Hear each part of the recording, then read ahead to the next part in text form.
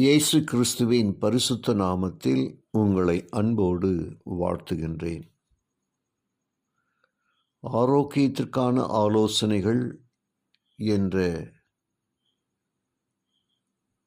சரீர பிரகாரமான தேவைக்கேற்ப உணவு வகைகளை குறித்த நல்ல ஆலோசனைகளை நாம் படித்து வந்தோம்.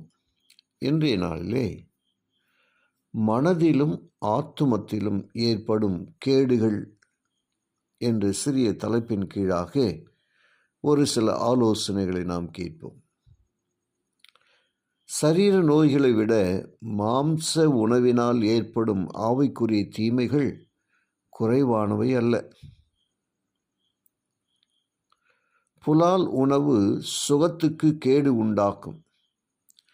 எவையெல்லாம் சரீரத்தை பாதிக்குமோ அவை ஆத்துமாவையும் மனதையும் தாக்கும்.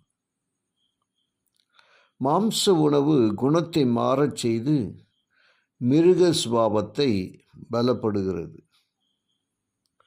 நாம் எவைகளை உண்கிறோமோ அவைகளால் ஆக்கப்பட்டிருக்கிறோம்.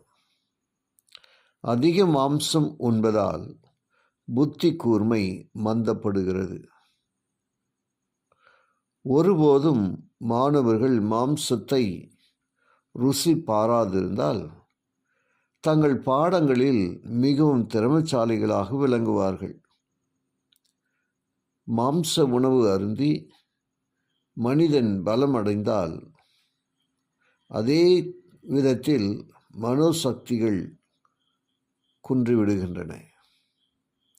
எளிய நடையில் ஆகாரம் இருக்க வேண்டிய ஒரு காலம் இருக்குமானால் அது இப்பொழுது என்பதை நாம் புரிந்து கொள்ள வேண்டும்.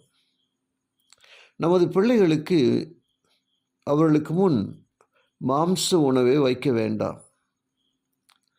அது மாம்ச இச்சைகளை தூண்டி அவற்றை பலப்படுத்தி சன்மார்க்க சக்திகளை உணர்ச்சியற்றதாக்குகிறது.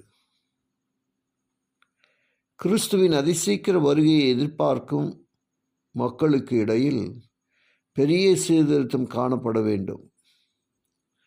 இதற்கு முன் செய்யப்படாத ஒரு வேலையை நமது ஜனங்களுக்கு இடையில் சுகாதார சீர்திருத்தம் செய்ய வேண்டும். சரீர மனோ ஆவிக்குரிய சுகத்தை ஆபத்துக்குள்ளாக்கும் மிருகங்களின் மாம்சத்தை இன்னும் சாப்பிட்டு கொண்டிருக்கிறவர்கள் விழிப்படைய செய்ய வேண்டும். மாம்சம் புசிக்கும் விஷயத்தில் இப்பொழுது அரைமனதாய் மனம் திரும்பின அநேகர் தேவனுடைய பிள்ளைகளோடு நடவாமல் அவர்களை விட்டு விலகி போவார்கள்.